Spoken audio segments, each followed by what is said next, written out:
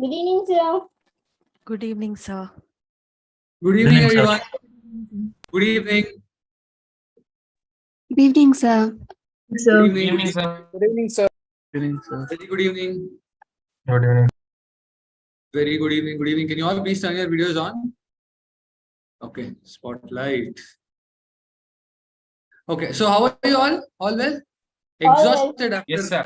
exhausted Yes, after writing the test, mock test. Exhausted?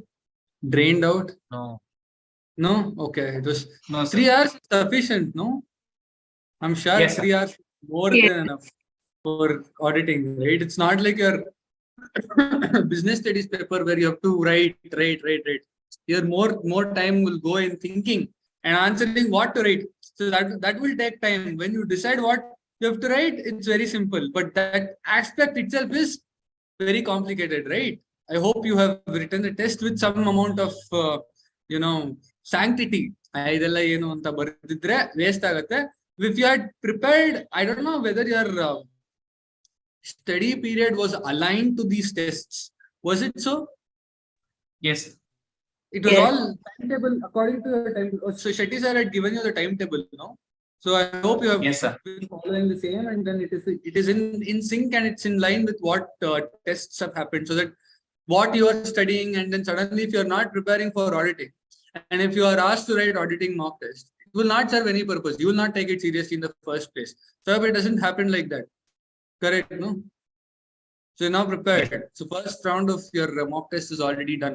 See, how was the paper? It was easy. Yes. Easy. I think most of the questions were expected, no? Right. It was like all the expected questions had come. See, in a paper, you will have some expectations. As an auditor, you also have an expectation, no? In the case of test of controls, in the case of test of details, which determine your samples. So when your expected rate of deviation, auditor's expectation that the deviations will be higher, what happens to sample size? Increase. Increase, right? So same way, there will be a lot of expected questions which will be there in your mind. I don't know whether you have that expectation in the first place. Sir, expectation leads to disappointment. So we have no expectations in our life. That's very good. Good attitude, but don't have that attitude in the exam. You should expect something. What is your expectation on the paper? What is your expectation on the preparation? Only then your results will be expected in that particular manner. Okay, so let's go through the answer. I mean, I've been given with an hour's time. I don't want to take much of your time at this point. It will be very problematic for you. So let's go through the first part. So how do we do? You have evaluated your answers already. You have the answer key with you. No, sir. No, You sir. don't have. You've not gone and changed their answers between 5:15 to 6 o'clock, no? No. You're all very No. honest. No. No. Sir, usage of words is not appropriate. Don't use the word friends. We are not friends. Let me make it very, very clear. Right. So, okay. So let's go through the MCQs first. Mark the answers. We'll discuss. And if you have anybody is having any question, you can raise your hand. Okay. So the first, the case scenarios, each question carries 2 marks, right? Yes. Yes, Yes, or no? sir. 1B. Don't talk. Please don't talk in between. I'll repeat one question 2 times. 1B, 2C, 2C, 3B, 3B, 4B, 4 is also B, 5 is C, 5 is C. Okay. Next, case scenario 2, it's 1 is C, C, 2 is D, D for Delhi, 3 is C, 4 is C, 5 is B, B for Bangalore. Okay. Anybody wants me to repeat any question? No. Okay, fine. General MCQs, 1C, 1C, 2D, D for Delhi, 3A, 3A, 4B, 4B, B for Bangalore, 5A, 5A, 6B, 6B, 7A, 6 is B, 7 is A, 8 is B, B for Bombay, 9 is A, 10 is also A. 9 is A, 10 is also A. With this, we complete the first part of the paper, MCQs. Anybody got 30? Anybody got 30? Anybody got 28, 29? Anybody got about 25? About 25? Very good. Very good. Good, good. Very nice. Okay. Anybody from 20 to 25? 20 to 25? Okay. Very nice. Very nice. 15 to 20? 15 to 20? Okay. Fine. Good, good. Okay. So now, see, now you understand where you stand as far as MCQs are concerned, right? So, I mean, these questions are very simple. Let me be very honest with you. None of the MCQs were as testing as it sounds, right? All of them were pretty straightforward. So you need to now understand, why am I going wrong? Where am I going wrong? So that helps you to, I'm not bothered how many of you got about 25. It's just for a statistics purpose I took. But here, what is important? What is it that is making you to score lesser or go wrong in a particular question? So that is very important. Forget about marks. Your exams might be completely different scenario. You don't know, right? But in any given situation, what is my approach to answer a particular question is what I am bothered. Because in exam, we cannot expect which question comes or what type of question can come, right? So your approach towards the question is very, very important. So can we go through the answers now? You have time for that? Can we go through? Yes, sir. Okay. Yes, sir. I mean, this takes a bit of a time to load the screen. That's the problem with my system. You can see the screen, no? Yes. Yes, sir.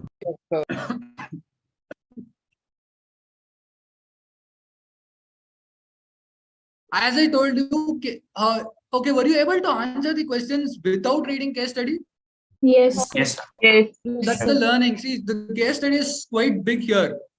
The case study is quite big. And understand the reason why I have given in this particular font is because ICI uses the same format. See, there's a reason why I have given in this particular font and the spacing also to give you the actual feel how the question paper looks. Because the line spacing makes paragraph even more bigger. So you might feel, oh, this is such a big question, or so much is there for me to read. No, please don't read the case studies. In the first place, let's see if we can answer. Misstatements in the financial statements can arise either from fraud or error. The distinguishing factor is what? It's the intention. Intentional act. Fraud is an intentional act. So I think all of you would have given right answer to this question. Okay, good. Next, which of the following is not? See, please be very careful when you are answering not question. That will be confusing.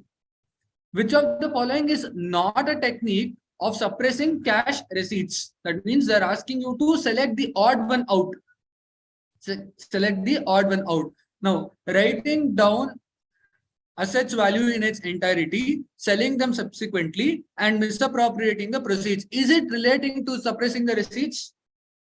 Yes. See, when you sell an asset, what do you get? You get the money, but you are not bringing that into your books of account. So this is the right way. Adjusting unauthorized or fictitious rebates, allowances, discounts, etc. to customers' account and misappropriating the amount paid to them. What is this? Customers are paying, but you are showing it as giving them discounts. Let's say a customer A has given you 100 rupees. But you show 95 rupees as received and 5 rupees as discount. And what do you do with the balance? Take it to your account. Swaha. So it is one of the means of suppressing the receipt. Third one, manipulating total of wage rolls either by including therein names of dummy workers or by increasing them in any other manner. Is it receipt related aspect?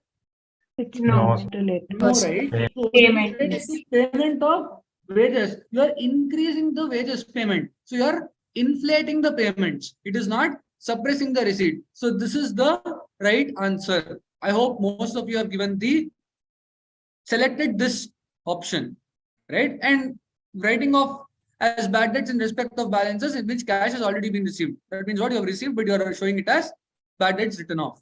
So that's also one of the ways of suppressing the receipts. To whom should XYZ and company report the fraud committed in Honest Limited? This might look like the one which we have to refer to the case. Right? So let's go to the case study. CA X had enough reasons to believe that an offense of fraud involving individually an amount of rupees 1 crore and had been committed against the company by its officers or employee. The audit team discussed the requirements of the fraud that is being committed. So that is the only fact which is now relevant. So the fraud is individually 1 crore or more. So what are we supposed to do? Report the matter to the board or the audit committee immediately, but not later than 2 days of his knowledge, seeking the reply within 45 days. And in case of such non-receipt of reply, the auditor shall forward his report to the board or audit committee along with the comments to the central government within 15 days from the receipt of such reply or observations. Correct, no? So this is the right answer. You all agree? All of you have marked this one, this one only? Yes. There's no confusion, right? Anybody is having confusion here? Please raise your hand. I'll be going at a very fast pace because I have to cover a lot of questions. Sub-rule 4 of Rule 13 of Companies Audit. And this question is actually nice. When I saw the question paper, I felt that this is a nice question. How many of you have given correct answer for this particular question? Okay. Very good. Quite number of students have given the answers. Good. I thought that you won't give the answer because it's very confusing. Nice. Good. So which of the following details is not required to be disclosed? They're asking what is not required to be disclosed in the board's report. Nature of frauds with description. Are we supposed to report it? Yes. Parties involved. If remedial action taken. We'll see. No. No. Approximate amount involved? Yes, we have to report. Remedial actions taken? Yes. Yes. Even if I have confusion with option B, what did I do? I did the elimination method. Elimination here is what? This is the right answer. So it cannot be the answer to this question. This is also right because approximate amount involved has to be mentioned. Remedial actions also should be mentioned. But parties involved, if remedial action, actually if you read the rules, it says remedial action not taken. Not You taken. mention the parties when the remedial action is not taken. So this is the right one. Option B is the right answer because it is the wrong option. Understood? Yes. Clear? Yes, sir. If those who gave the wrong answers, please now understand how you have to answer. Okay. When in doubt, use elimination approach. That is going to help you. For reporting under clause 6 of para 3 of TARO, which of the following points the auditor may consider? Fraud by the company or on the company by its officers, employees, or third parties to be reported. Yes or no? By whether Yes, the sir. company is the victim or the company is the perpetrator. Both needs to be reported. Remember? Yes. Correct? No? Only suspected frauds shall be included here and not as notice fraud. No, suspect, you cannot mention something just based on the suspicion. You should have reasons to believe, not reason to suspect. What do you mean by reason to suspect? It's simply a doubt. Rachana is sleeping. I am not saying anything. I'm simply saying it is having suspicion. But when I have all reasons to say that Anjana was closing her eyes, she was not listening, she was nodding her head, then I have reasons to believe that she was sleeping. I mean, I'm just giving you an example. She's not sleeping.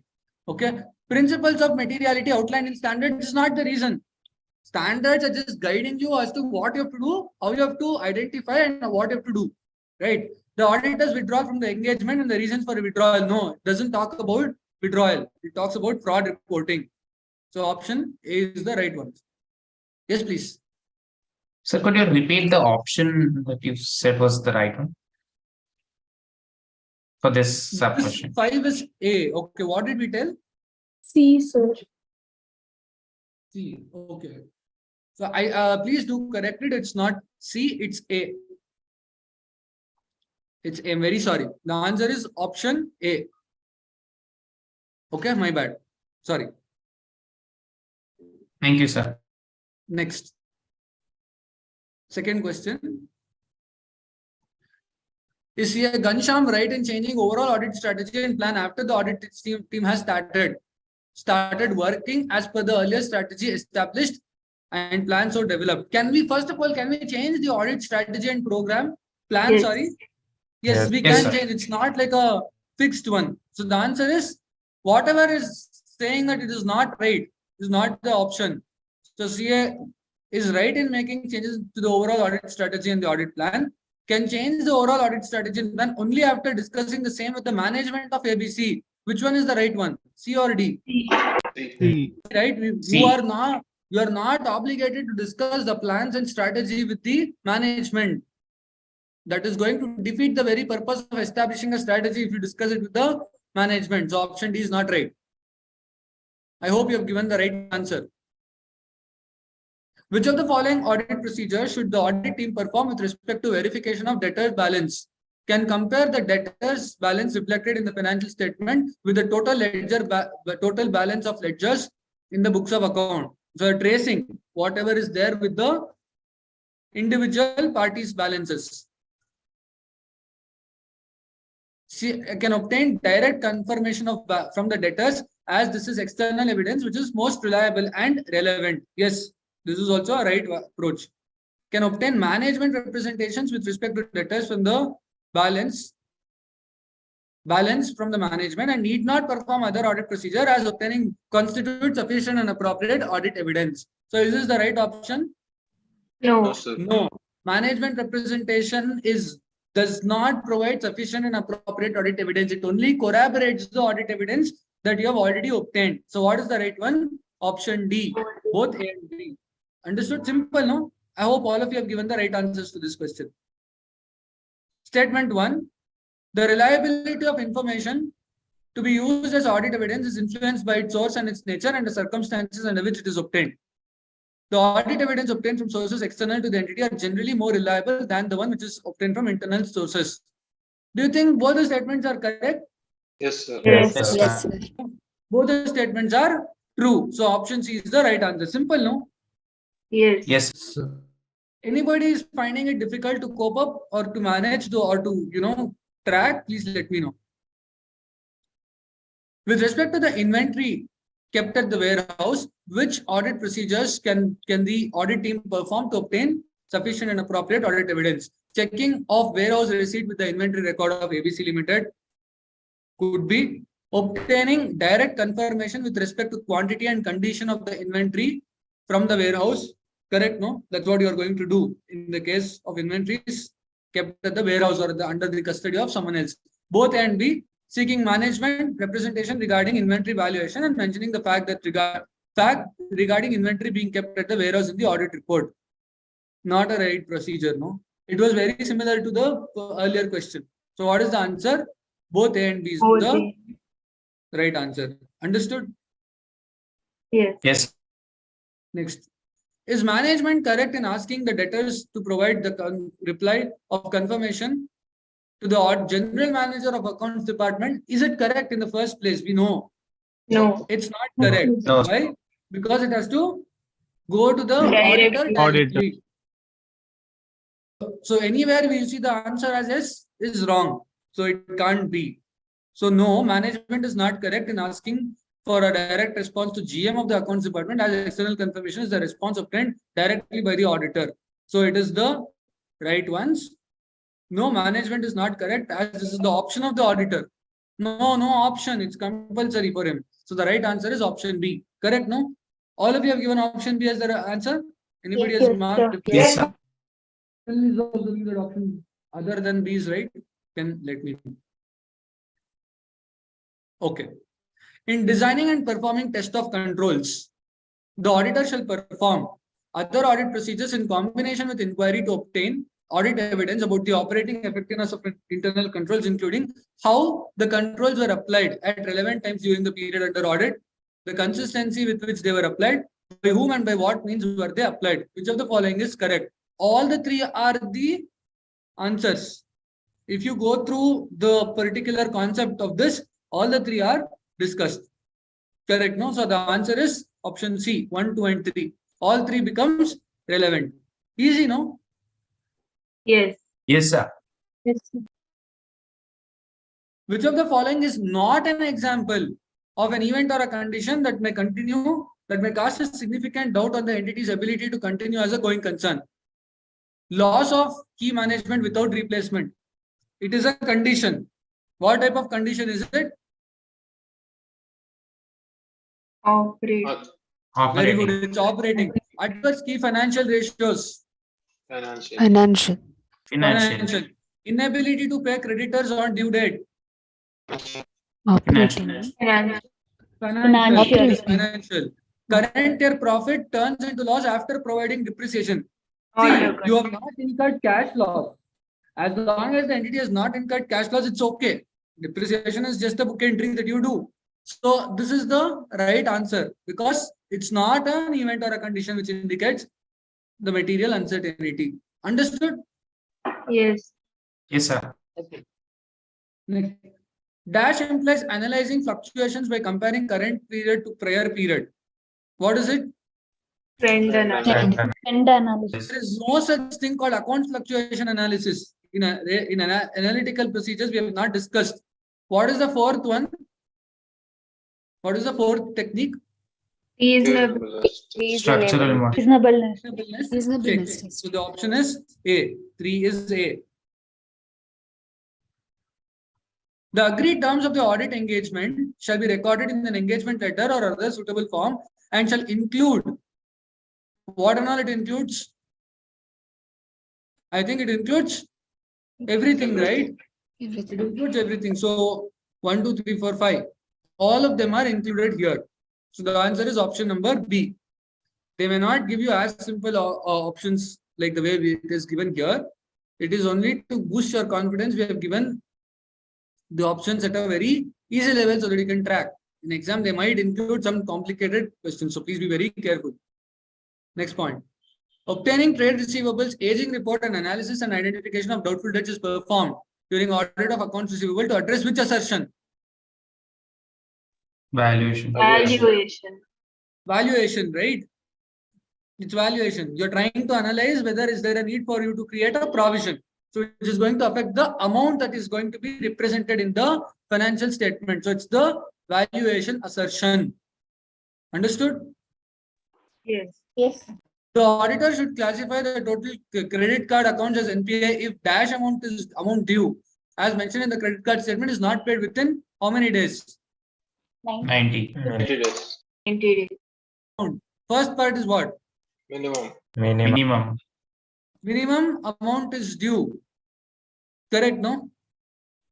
Minimum due is not paid within 90 days. So that's the simple thing. There is something unusual about the balances outstanding. Date-wise verification of the bank reconciliation has resulted in mismatch in dates in most of the receivable ledger. The auditor has identified a pattern in mismatch. He suspects that there might be a misappropriation of cash, and detection of misappropriation is being prevented by crediting the amount received subsequently to the account of the customer who paid earlier. What is this? Teaming and adding. What is the whole key point? Subsequently to the account of the customer who paid earlier. First, the amount is misappropriated and adjusting the amount against the payment. So that is teaming and adding. The person with the responsibility for overseeing strategic direction of the entity is called? Those charged with Governance. Charged with governance. Next, ninth is what? There is the financial List of statement material and stock. material misstatement. Events or conditions that indicate an incentive or pressure to commit fraud is called Fraud risk fraud risk factors. With this, we complete the first section. Okay? Yes. Are you all okay? Yes, sir. Can we move on? Yes, sir. Spend quite some time on MCQs. Let's move on to the correct or incorrect question. I think correct or incorrect question also. See, okay. Now there's no hard and fast rule that you have to start the part B with correct or incorrect. You can answer any question of your choice. So I suggest you please don't start with correct or incorrect. Don't start, because you might feel that I know all the answers to this question. When you start answering, you might think, oh, this is not right, or this could be correct statement. And you might get confused. And reasoning should be very, very precise. So if you start answering that question and if you go wrong, you lose it. I told you correct or incorrect and MCQ, how does it work? You get it, or completely everything is lost. So don't answer correct or incorrect as the first question. Answer either 2, 3, 4, 5, 6. Any one that you are comfortable with the most. And then come to correct or incorrect. I hope you are able to understand. Okay, Yes. so what you can do with the first 3 hours time that you get to write your answer paper, write your roll number properly. How many times we tell people in examination hall, there will be at least one student who will make mistakes. And don't use someone else's OMR sheet mark. We heard in the passout session, no? Don't do all those things. So take first, even if you spend 5 minutes extra, it's okay. That is the most important thing. Your roll number is what you have to read. Your MCQ booklet code is what you have to write. Otherwise, MCQ completely will be wrong. Why? Because the moment you mark C, and if you have answered B question booklet, everything will be wrong. Right? So don't make all those grave mistakes. It's the blunder, not even an error. So don't do all those things. Write your name. You're not supposed to write names. Your roll number, if you're allowed to write, and your booklet number, paper code, paper name, your level, inter, final, whatever it is, and then see it properly, shade it properly. Okay, then ensure that it is all perfect, and then take up MCQs and start marking. The ones that you're comfortable or you're confident, 100% sure, first mark it in the first round of your answering. So let's say there are 20 questions. 10 questions you for sure know that is the right answer. So mark it. Some of the questions you might have confusion. So you mark on the answer that you feel is the right answer, but don't bubble it completely.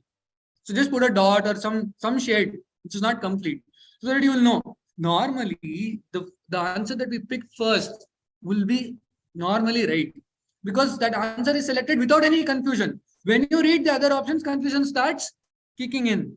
You're able to understand. I'm not telling go by instincts, go by Inky Pinky Ponky, Siddharth is a monkey and select. No, I'm not telling that. You're supposed to select the ones which you find it correct, logical. It will be 90% right. And then if you realize, no, it's not right, then change your answer. Don't stick to the same just because you have to follow your instincts. Okay? Don't do that. Then start answering the second part, the part 2 of your paper. Then come back, right? 3 questions, and then come back to your MCQs, complete it.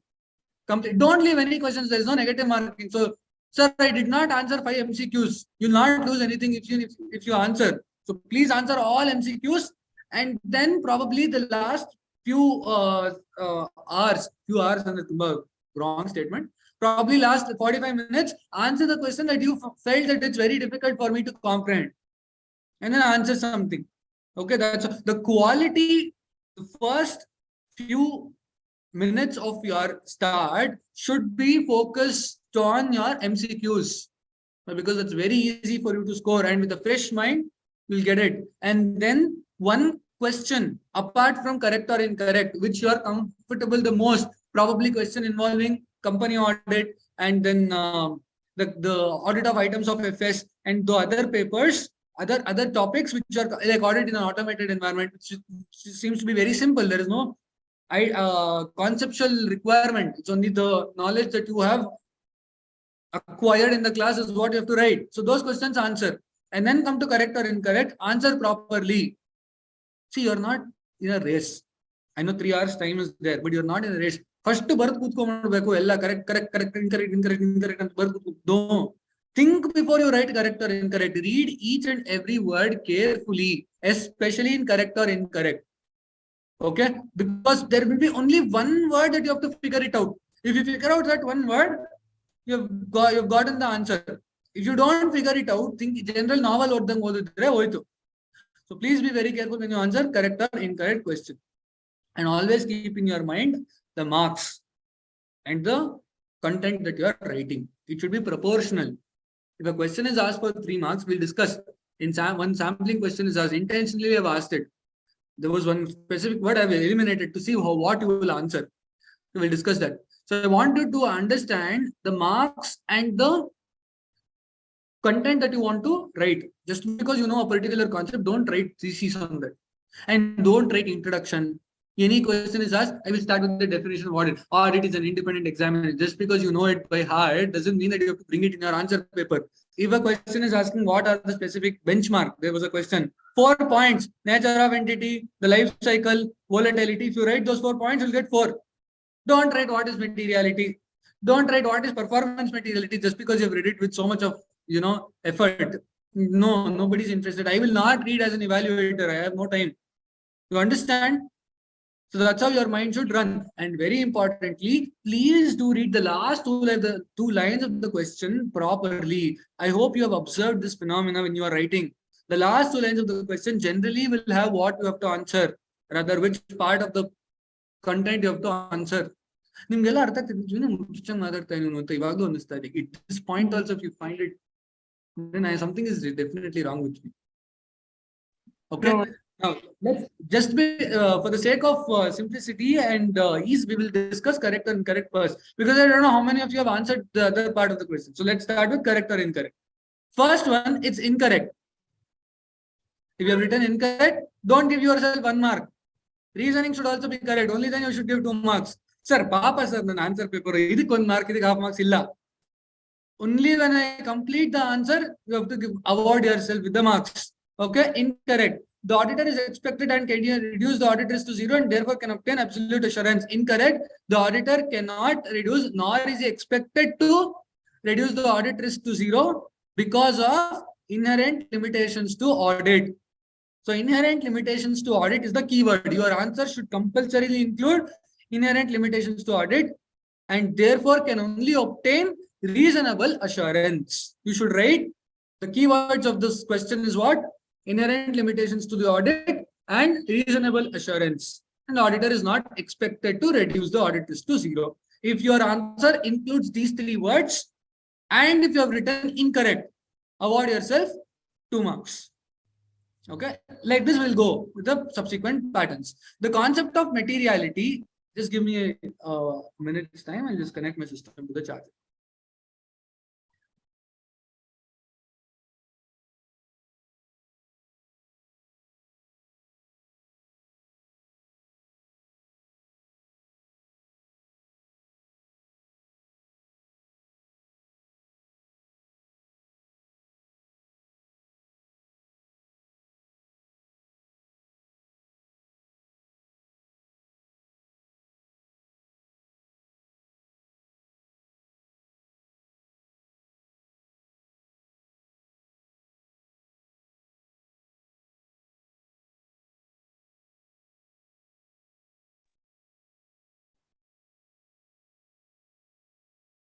Okay.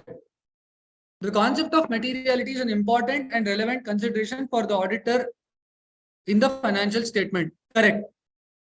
Correct, no? The materiality, everything is driven by the concept of materiality. As an auditor, what is the reason? See, the reason is what? An auditor gives the opinion as to whether the financial statements as a whole are free from material misstatements. Hence, his actions will be driven on the basis of materiality. I mean, this is a very general way of answering. So your answer should have correct material misstatements. That opinion is covering on the material misstatements. And his actions will be directed towards identifying those areas which carry higher risk of material misstatements. General point you can write. So this is a very general way of answering, no specifics involved. So if you have written correct and with some the way I have explained, you can give yourself 2 marks. Audit evidence can be obtained. Audit evidence obtained from external confirmation is always reliable. Incorrect. The answer is incorrect. What is the reason? The reliability of the external confirmation also depends on other factors, such as the integrity of the confirming party, the existence of related party transactions. The existence of related party relationships might impact the same. Hence, external confirmation is not always reliable. So that is what you have to answer. Understood? And it is also based on the controls over the preparation. It is also dependent on the controls. Yes, please. Sir, I have written with regard to audit evidence, sir. So the question was audit evidence obtained from external confirmation, sir. So under audit evidence, reliability depends on source of the and nature. So I wrote about source and nature, and I explained that we can't just consider that it's external confirmation. The other factors also impact. Correct. So this question is based on the source and the nature of the evidence, from where it emanates from. So you can write the audit evidence is affected by the source and the nature, and also the controls over its preparation. So here, since the question was very specific on external confirmation, I use the word integrity of the confirming party and the existence of related party. But that is a valid point. If you have written the source and the nature, you can avoid yourself with the marks. Okay, the source and the nature is the key word. And if you've written integrity of the confirming party and also the existence of related parties, it is even more specific. Okay. Thank you, sir.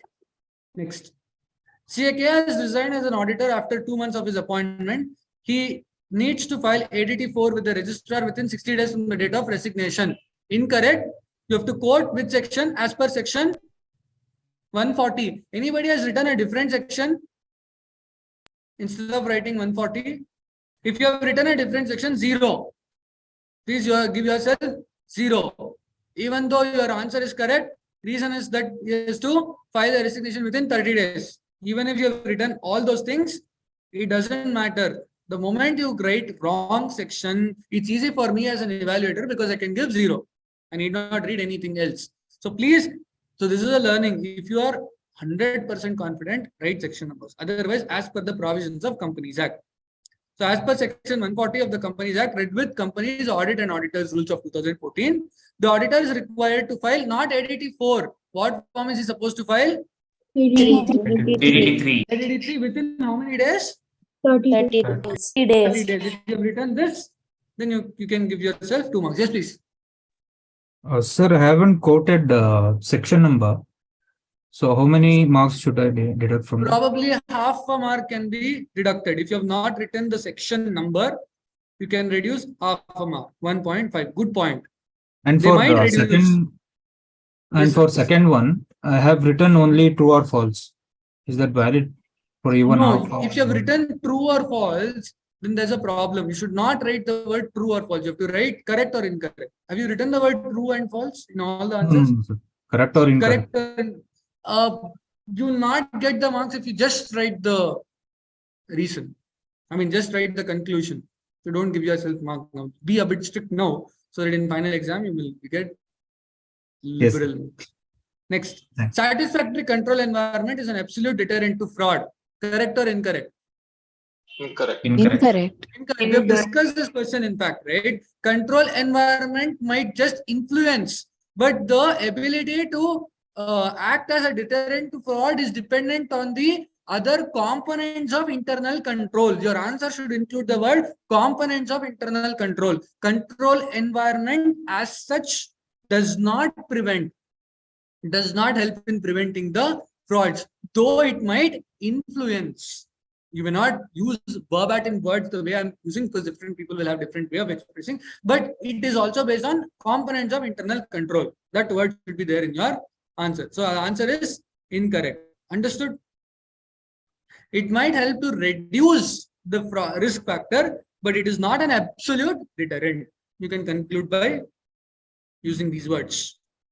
Next question.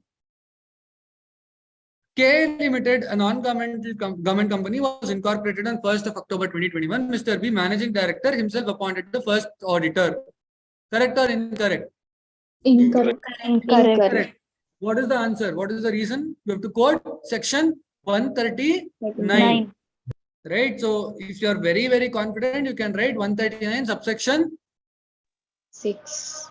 Very good. 139 subsection 6. If you are very confident, just write 139. Otherwise, 139 would be sufficient. As per the provisions of 139, the first auditor of a non-government company shall be appointed by the board of directors. Managing director himself does not constitute the board. Hence, the appointment is void. Please bring out the fact that the appointment is void. Understood? Clear? Yes, sir. Yes, sir. Yes. All non-governmental organizations registered under the Companies Act 2013 are allowed to maintain accounts on either accrual or cash basis. So, correct or incorrect? Incorrect. Incorrect. Answer is incorrect. Why? Because once it's a company, every company is required to follow their books of account under accrual basis of accounting. It is coming from which section actually? 128. Very good. 128. You have to quote 128. As per the provisions of section 128 of the Companies Act, every company is required to follow. Every company. So there is no specific exemption for section 8 companies. So that's the answer. Okay. Next. When auditing in an automated environment, inquiry is often the most effective and efficient audit testing method. Incorrect. Incorrect. Incorrect. Inquiry coupled with inspection is what? So inquiry with inspection word should be there in your answer. Incorrect should be there. If that is the case, you can give yourself 2 marks. Okay. So the mark breakup, it's fine. Now don't focus too much on that. Okay. Now you have to focus on how you have to answer.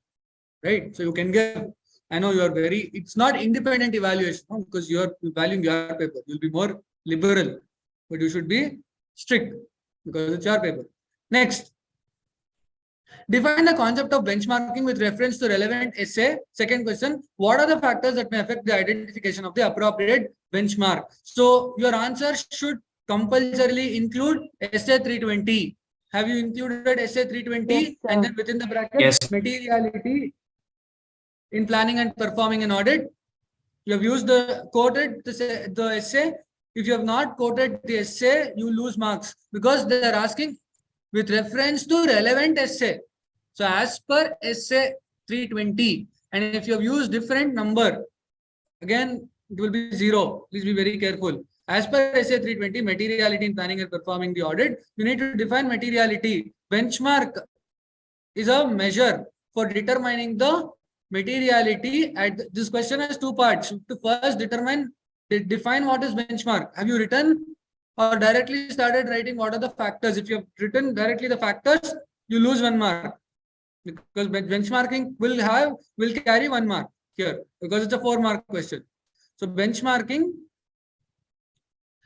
is a measure for determining materiality at the financial statements level or at times at assertion levels also. A percentage is often chosen as a benchmark, which is the starting point in determining the materiality. That percentage is very important word in your answer.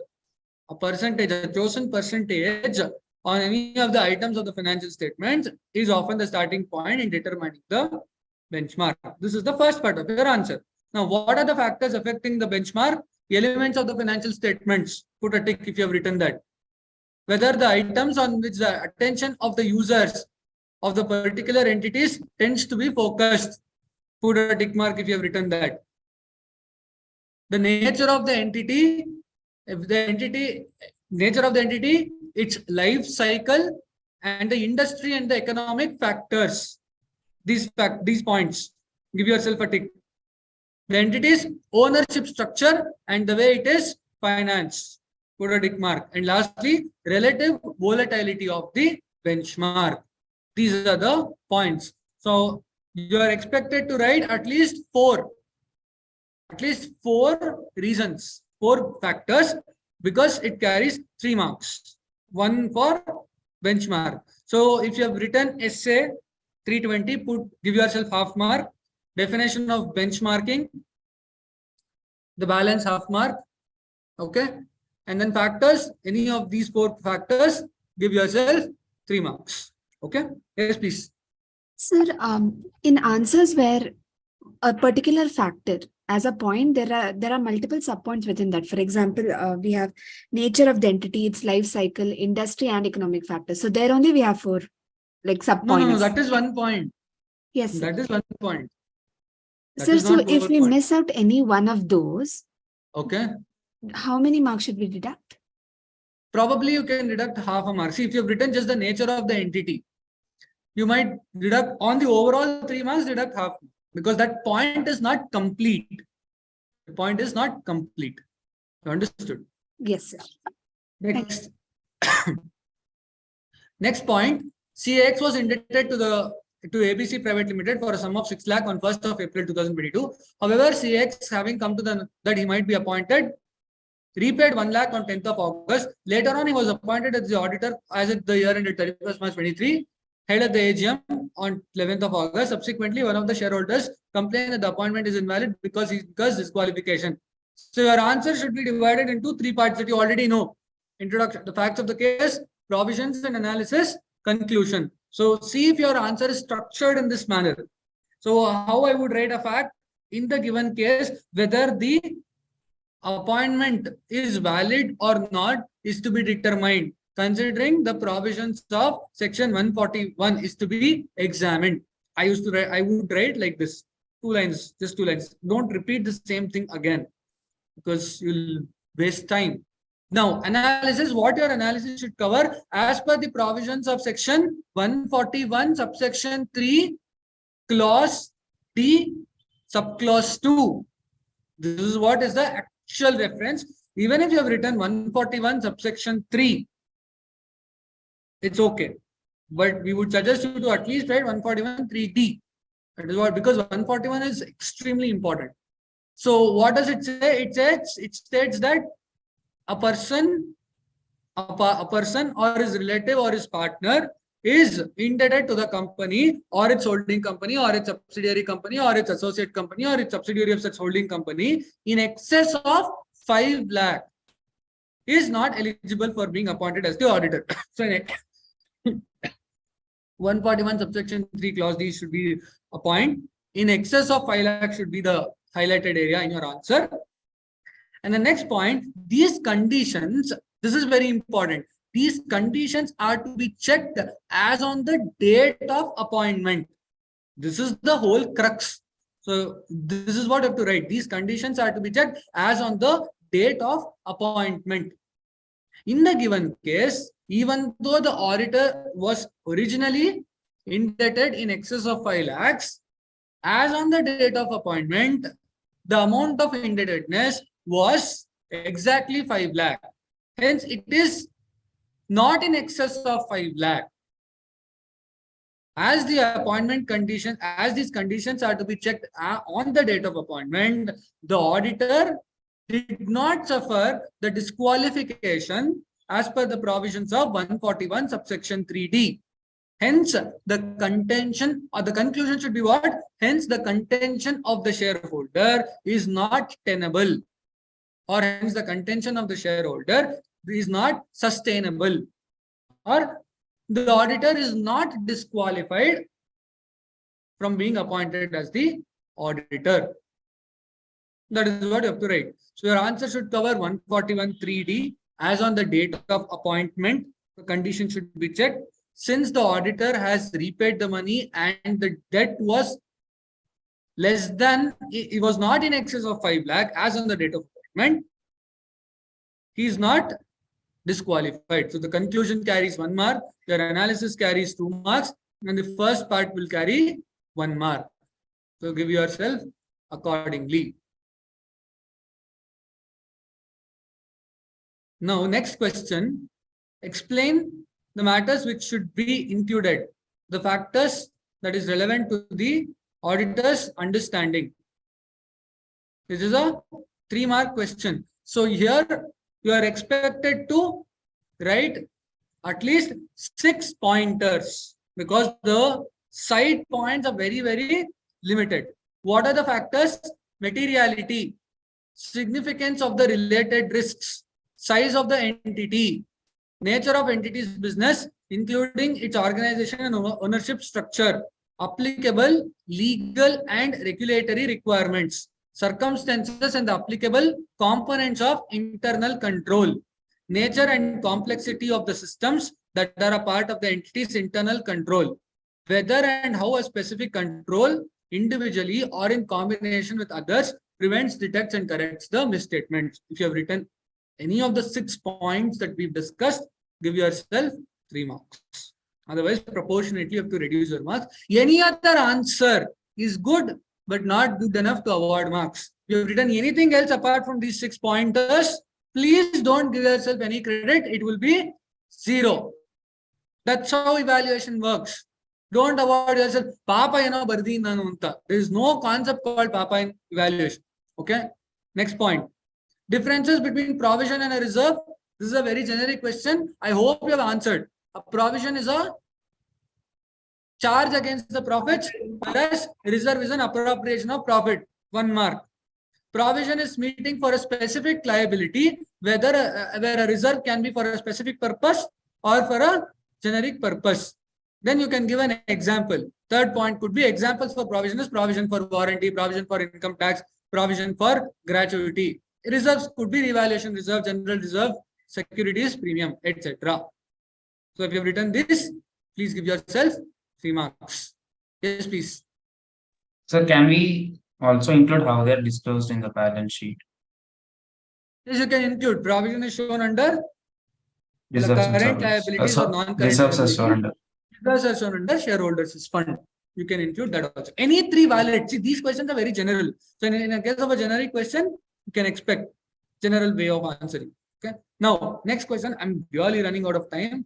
SA Limited is regular in depositing undisputed statutory dues except ESI, which is outstanding for a period of more than 4 months. State the further SA Limited has not remitted an income tax demand of 120 lakh on account of dispute of an appeal which is pending in High Court. State the reporting requirements. So if you have written as per clause, which clause? You have to write clause as per clause 7. Fill the cost records, take the DD. If you have written wrong clause, again, Govinda. Have you written wrong clause number? No. Some of you have not even written clause numbers. If you have not written clause number, Not written deduct clause. half marks. Deduct half marks. As per clause 3(7), this question has 2 parts. As per clause 7 of CARO 2020, the entity is required, the auditor is required to disclose the details of the disputed statutory dues and undisputed statutory dues. The first part of the question, what is the reporting requirement? The first part is very simple. The auditor need not report. Your answer should be what? The auditor need not report this ESI dues which are not deposited. Since this is an undisputed statutory due, but it is not outstanding for a period of more than 6 months. Underline the word more than 6 months as at the balance sheet date. So we have written that auditor is required to report. It's wrong. It's wrong. This is the first part. You're able to follow? Yes? Yes. Now, the second part of the question is what? Disputed statutory dues. As regards the income tax dues, first it is a disputed statutory due. Hence, the auditor is required to report that in his CARO, in CARO 2020 under this clause. And below that, you have to show the table. Have you written the table? If you have not written the table, just give yourself 1 mark. There's 2 parts. Okay. Mentioning clause 3(7) of CARO 2020, 1 mark. The next part is undisputed statutory dues, no reporting requirement, 1 mark. And then for this part, 2 marks. This is a disputed statutory dues, hence reporting is to be made in accordance with CARO clause. Give yourself 1 mark. Below that, reporting should be made and in what format? The table, remember the table we discussed. Name of the due, period for which it belongs to, amount of dues, forum where the dispute is pending. The table you have to write. If you have not written the table, you lose 1 mark. Accordingly, valuation you should award marks. Next point, guiding principles which the auditor should take into account to safeguard which acts as a safeguard against threats to independence. What are they?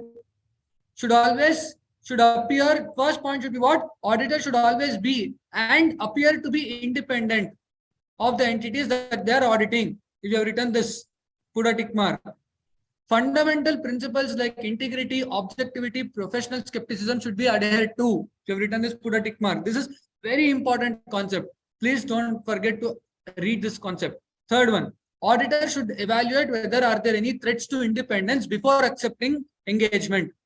Next, if such threat exists, then the auditor should either desist from the task or should apply necessary safeguards. Desist should absolve himself or refrain himself, whatever word which gives you the indication that he should not accept is what you have to write. Okay? If you have written all these 4 points, give yourself 4 marks. For each point carries 1 mark. If you have written anything else apart from these 4, 0. Straight away, 0. Next, with regard to SA 520, what are the factors that is to be considered? Account type. So I told you, just by remembering Spain data is not sufficient. The wordings which comes in Spain data is important. Account type, what you should write for this? This is a very specific question.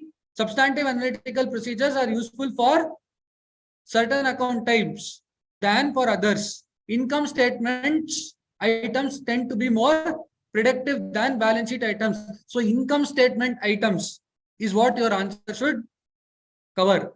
Account type, income statement items are more useful for the use of analytical procedures. If you've written income statement, 1 mark. This is very simple, actually. Predictability, substantive analytical procedures are more appropriate when there exists relationship and the items are predictable. The items have the concept of predictability.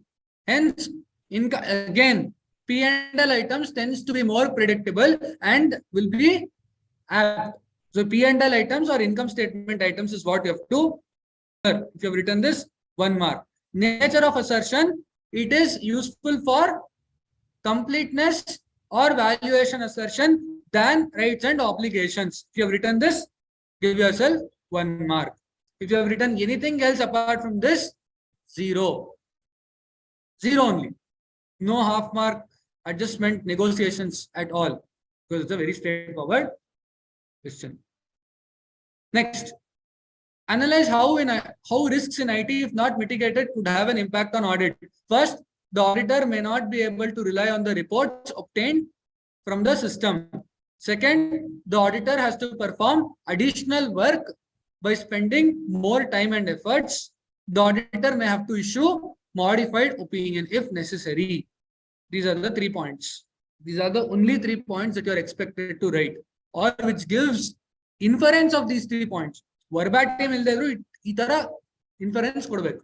If you've written these 3, give yourself 1 mark for each. Otherwise, gone. Next, the C&AG. What are the duties? Performance versus duties. So this is with regard to how many of you have written this test audit, supplementary audit, and supplement or complement audit report? You have written? Nice, but it's wrong. It's not the answer that we are looking here. You've realized it now. I hope both of you have realized. Some of you have not answered this question only. See, they're not asking what are the duties or powers of C&AG in accordance with the provisions of Companies Act. You understand? This question is from the chapter 13, not from your company audit. You have confused? Wrong. To inspect any office accounts under the control of central or state government. That is the first point.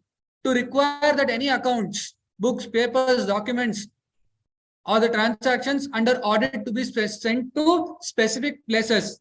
To put such questions or to make such observations, or he may consider it necessary to the person in charge of the office and to call such information that find it necessary. In carrying out the audit, C&AG has a power to dispense with any part of the detailed audit report of any accounts or class of transactions and to apply such limited checks in relation to account transactions that he may determine. This is what you have to write. Anything else apart from this may not get you marks. Okay. Next. Sir, in addition to these points, if I have written test audit and supplementary audit, so what? They will not give, because if you see the question is not asking you on the duties and rights of C&AG under Companies Act. If you see the question, the C&AG duties, powers and conditions of Service Act of 1971. So that is not coming from that act. So you might include the test audit word. Only test audit can be included because it's not from Companies Act. So that one word you can add, and probably you might give yourself half a mark. I mean, if I were to be the examiner, I would go through it and give. But normally, when your paper is evaluated, I will have an answer key. So if it doesn't have that, you will not get the marks. That's how it is. Now, it will take another 15 to 20 minutes. Please be with me. I'm very sorry. You know how much other time we'll try to squeeze it to not happen. Sorry. Next, fraudulent financial reporting involves mismanagement override controls. This is my favorite question. That's why I've added it here. Let me be very honest. This question was not there. I have added it. This is my favorite question. Traffic. You have written traffic points. Give yourself 4 marks. Have you written traffic points? Passing fictitious entries, especially at the end of the financial year, engaging in complex transactions, concealing records or altering records, then intentional misapplication, inappropriately adjusting the assumptions or estimates, omitting, delaying or advancing recognition of items in the financial statements, concealing or non-disclosure of facts and information in the financial statements. These are the points that you have to write. Next. Describe how risks in IT systems. See, this question is repeated. Yes, sir. This question is repeated. If you have written the same answer as explained earlier, you might get the same answer, but it is not going to happen in your final examination for sure. Okay. So who knows, you might be lucky to get a grace mark like this. So this question is repeated. I'm sorry. Next, Molly is not sure about the kind of sampling method to be used in audit. Advice on the choice of methods of sampling. Also briefly explain the advantages of sampling. So here, this is where I wanted to draw your attention. It's only for 3 marks. You are not expected to explain the methods of sampling. If you just write the methods of sampling names, what are the names? Random sampling, systematic sampling, structured sampling, right? Then what else? Haphazard sampling. Blocks. Block sampling, I don't expect you to write, because you know that block sampling is not ideal in an audit. Right? So don't use block sampling. If you've written, it's okay, but don't use block sampling. So if you write just the names of this, 1 mark. If you have explained it, good, but there was no need for you. Why? Because marks.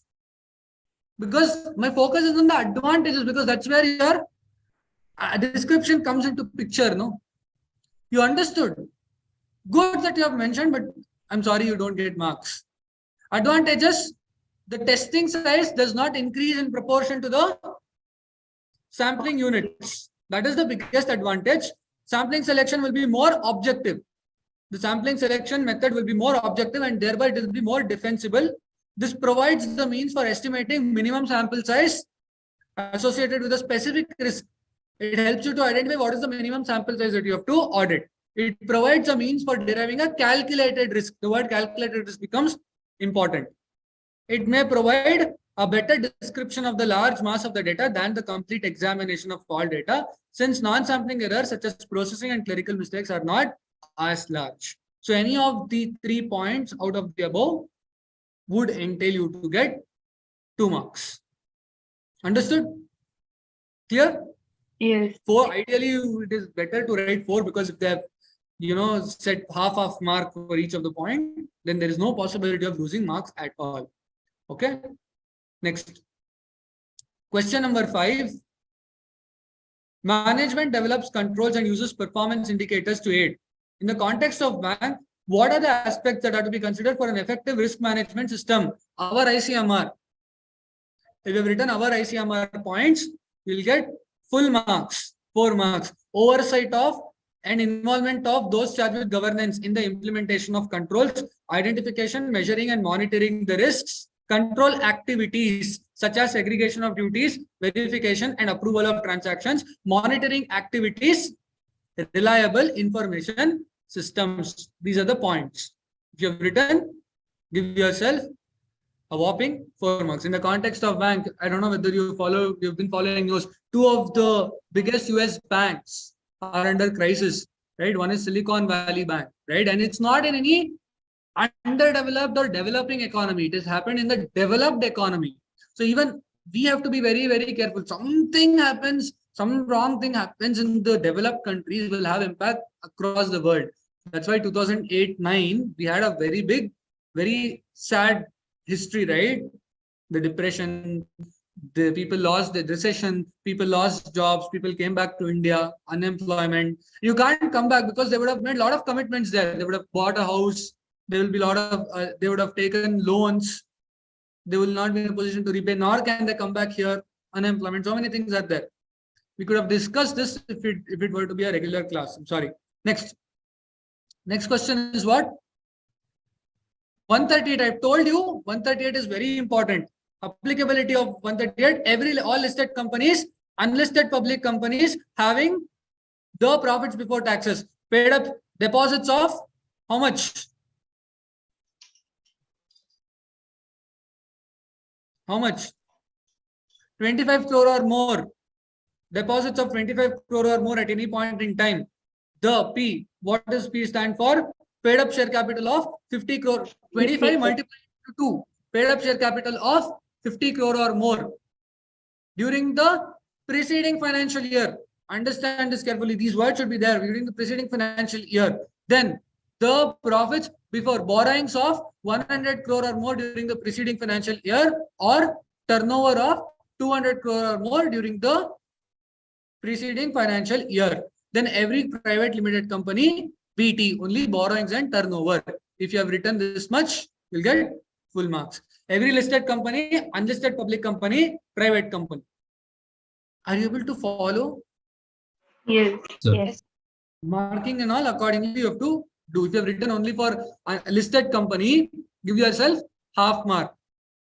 The rest of the 2 carries the difference.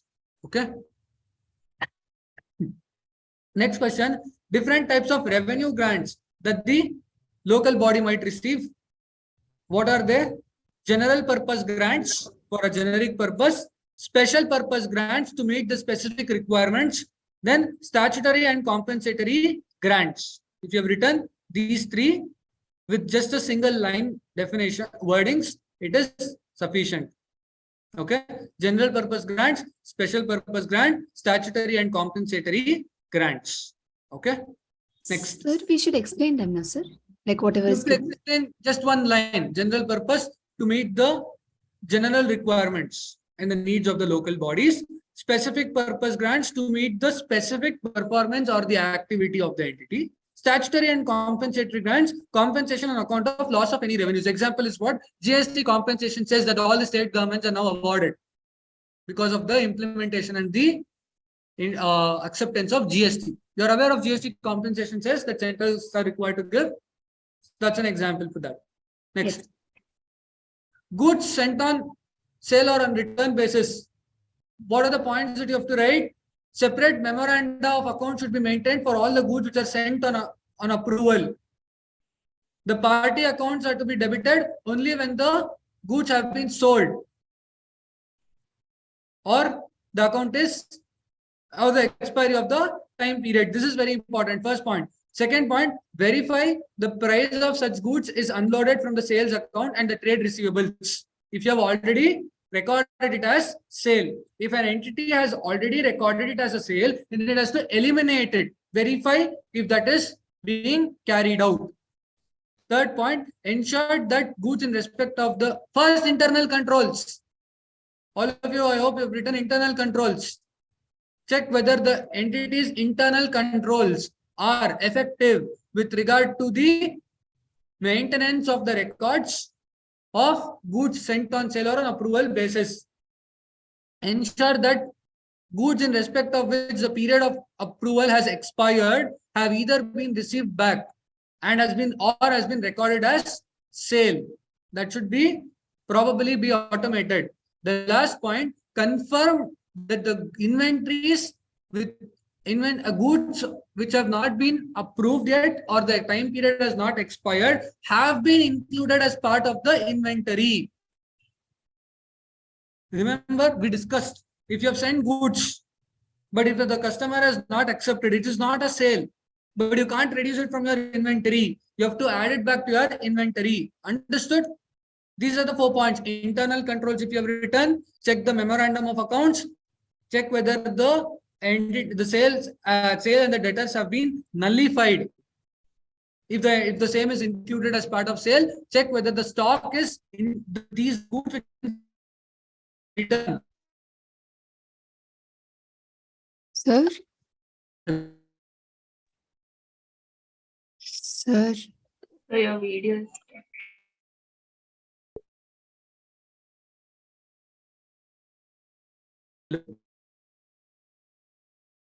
We can't hear you. Breaking, sir. Sir, we can't hear you, sir.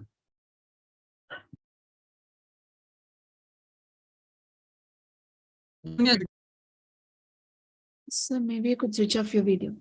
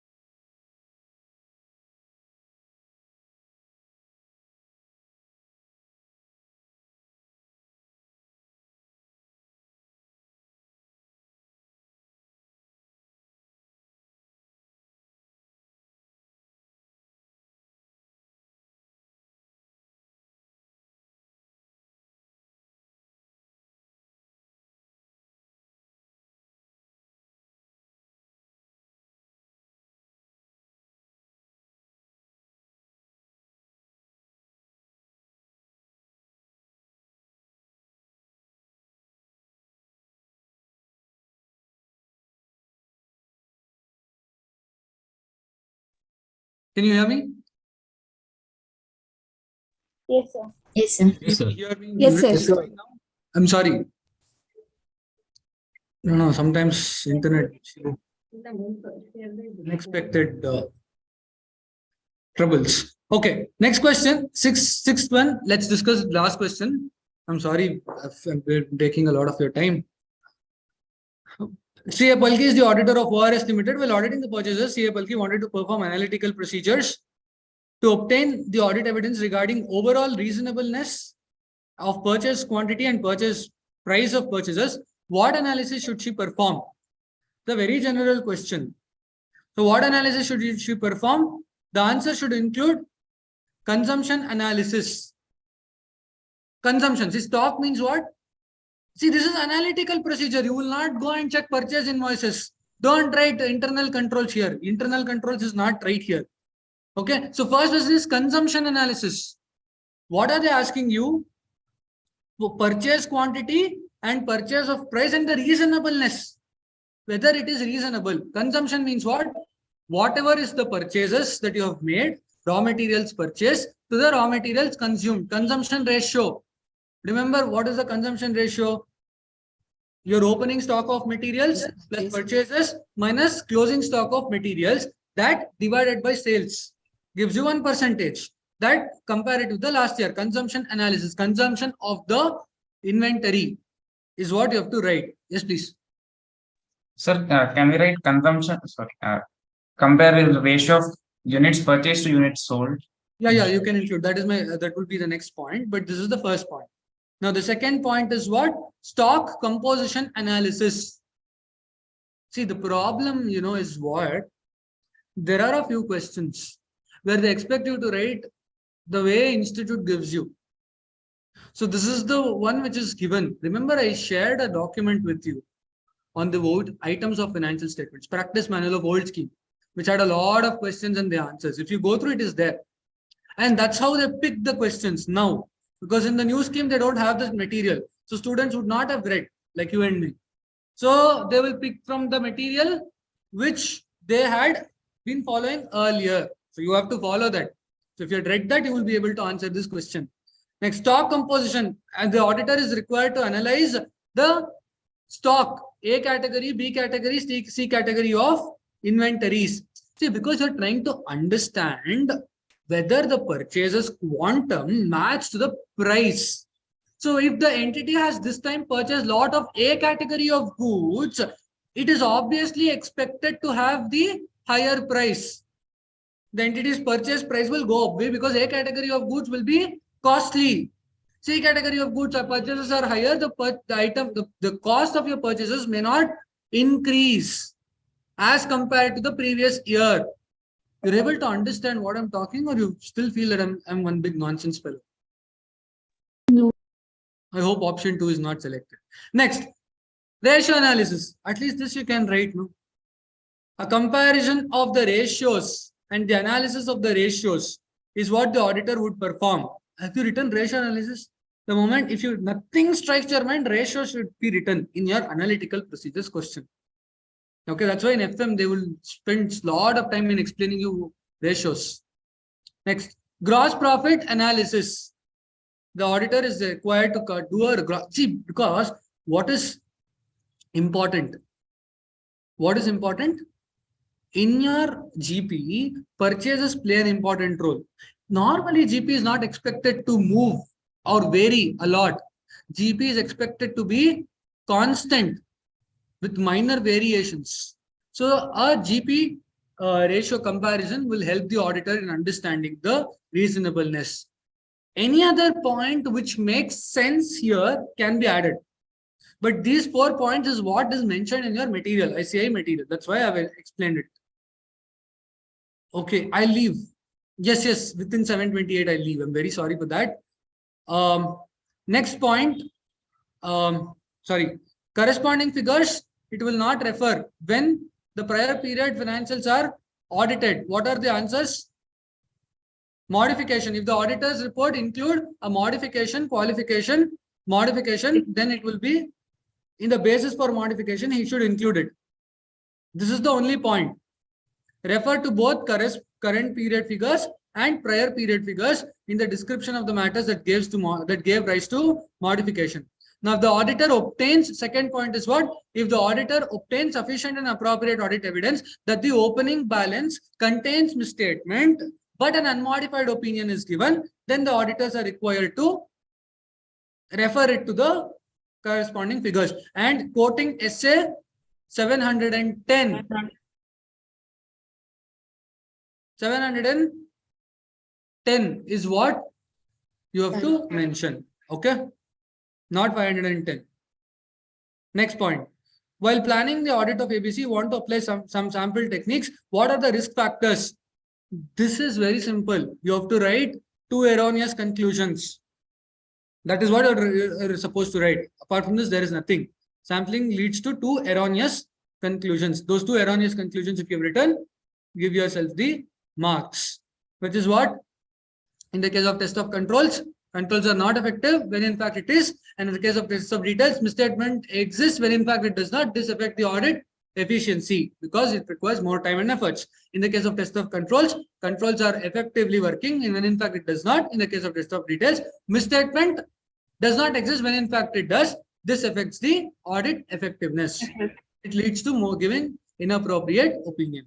Next, the form, content and extent of audit documentation depends on various factors. Explain. Please quote essay 230 and then you have to answer. Size and complexity of the entity, nature of the audit procedures to be performed, whether it is compliance or substantive, identified risk of material misstatement, significance of the audit evidence obtained, nature and extent of exceptions and deviations specified, and audit methodologies, techniques and tools used. This is a very favorite question when it comes to audit documentation. I hope you would have read this. Okay, if you've written any of these 6 points are there, you are expected to write all the 6. Okay, half of mark for each of the question, each of the point. Okay, I hope we were able to go through the questions in detail, even though I've taken much of your time. I'm very sorry for that. Please do keep in mind all these points that we have discussed. It is important. Be calm. Read the question 2-3 times before you could write. Understand the question carefully. Read the last 2-3 lines of the question properly. Now evaluate yourself. Don't tell me your marks. It will be very heartbreaking for me. Don't keep it with you. It's a propriety information. Okay. So I hope these sessions have made some use.